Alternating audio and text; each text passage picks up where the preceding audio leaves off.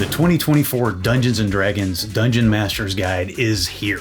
If you're a new DM or you've been around a while and just wish you'd had more help starting out, here's the best advice the new DMG has for you. Hey there, adventurers. Welcome back to Short Rest Studios, where we believe that fun builds community. I'm Judd, and like a lot of people who've been running D&D or another tabletop role-playing game for a while, I've had to learn a lot of stuff the hard way. Today, I'm going to share 10 tips with you that I read in the very first chapter of the 2024 DMG that I wish I'd known as a new Dungeon Master, including one insight that would have completely changed my experience. And the best part is you don't have to buy the new DMG to read all this. It's free on D&D Beyond. I'll drop a link directly to it in the description. Please don't forget, if you get something out of this video, to hit like, subscribe to the channel, and check out the membership levels in the Adventurers Guild on Patreon. There's a lot here, so I'm going to try to blaze through it. The first tip is just an unassuming sentence hanging out on page 5. This section is written for the player who presides over the game and makes sure everyone is having fun. This is an idea that's reiterated throughout Chapter 1, titled appropriately The Basics. The DM's most important job is to make sure everyone is having fun. If everybody isn't generally having fun at your game table, you're not doing your job. And that doesn't just mean your players, it means you should be having fun too. If you flip over to page 8 of the new DMG, we have a section on preparation time. It gives you guidelines on preparing for game sessions while you're using a published adventure, depending on how much time, 1, 2, or 3 hours you have to put into it. And the steps under 1 hour preparation are solid gold. Focus on the story. Identify the encounters you want to run and the likelihood that they'll happen. Get your maps together and focus your time on the definite encounters. Think about how you can add elements to those encounters that'll make them matter to your players. Then skim over the rest of the encounters. There's more to this little section, but nowhere does it say that you need to remember in precise detail every NPC, monster, or blade of grass that your players might possibly encounter. One of my biggest struggles as a DM, still to this day, when I'm running a published adventure, is that I feel constant pressure to remember every detail of the story and the encounters while still keeping track of the rules. I wish somebody had told me these things when I first started. Now, this next one is a real game changer, pun intended. Listen, if you don't like puns, well, honestly, you probably shouldn't even be in this hobby. Anyway, for real, this is a good one.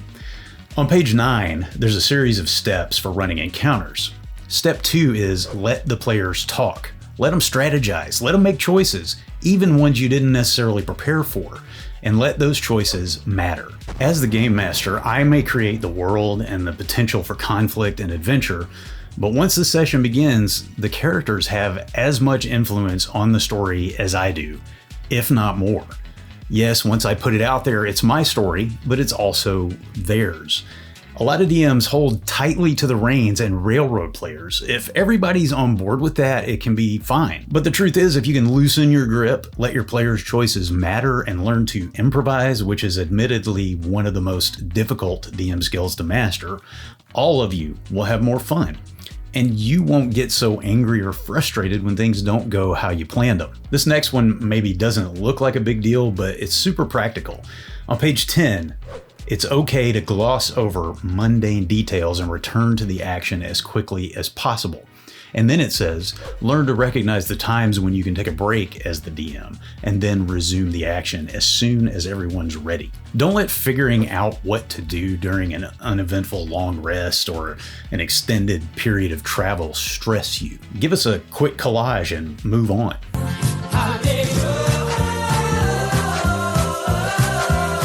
Professor DM over at Dungeon Craft did a great video on cutting out what he calls shoe leather.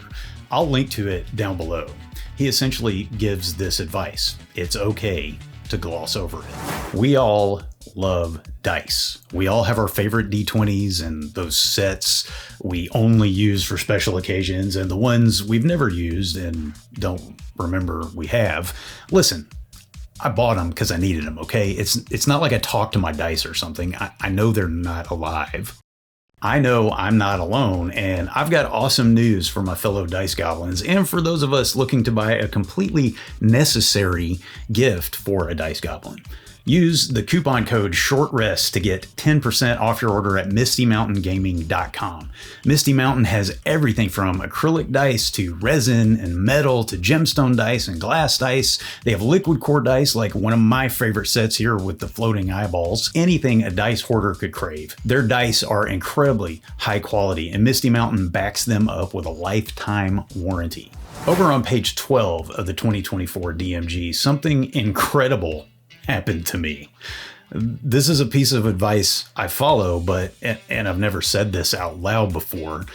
I've always secretly felt a little guilty about it, like I'm not really fulfilling the role of a DM. As part of a really helpful example of gameplay, I saw this statement. It's always fair for the DM to expect players to explain what their spells and abilities do. The DM has enough to keep track of. All the guilt and shame of a lifetime was lifted from my shoulders. I felt light as a feather. Okay, I'm exaggerating a bit, but adventurers seeing this written down in an official game rulebook actually did make me feel justified. On the very next page, there's a really great section on learning by observing. It gives you a bunch of really good questions to ask yourself about games you observe, or as I would suggest, that you play in. Like, how did the DM start the session? To what extent did the DM lean on the rules to adjudicate outcomes? How much of the session was taken up by combat, exploration, or social interaction? This is great advice, and they're all great questions. Take the time to learn how to DM well from other DMs, but there's also a twist to it. Just remember, you'll probably never feel completely ready. Don't let that stop you from getting started. Check out these two statements on page 15. Ahead of the game, if you haven't done so already, discuss with your players the experience you're all hoping for, as well as topics, themes, and behavior that might spoil someone's enjoyment of the game. And being transparent with your players allows them to decide if this is a game they want to play, which is best to know before play begins. This will really help to stop unnecessary conflicts between folks at the table before they happen. Also, if you're keeping true to the expectations you've set, it'll help keep players from leaving mid-campaign because they'll know up front what they're getting into. There's a great section on respect for the players. Then immediately following that, page 18 hit me with this. As the DM, you have the right to expect your players to respect you and the effort you put into making a fun game for everyone. I don't even think I need to say anything else about that one. As I kept reading the section on respect for the DM, I found something that was, for me, pretty unexpected. If a player wants to pause play to find a specific rule or reference, you can invite the player to search for it while you and the rest of the players continue the game. That player's character essentially steps out of the game for as long as it takes.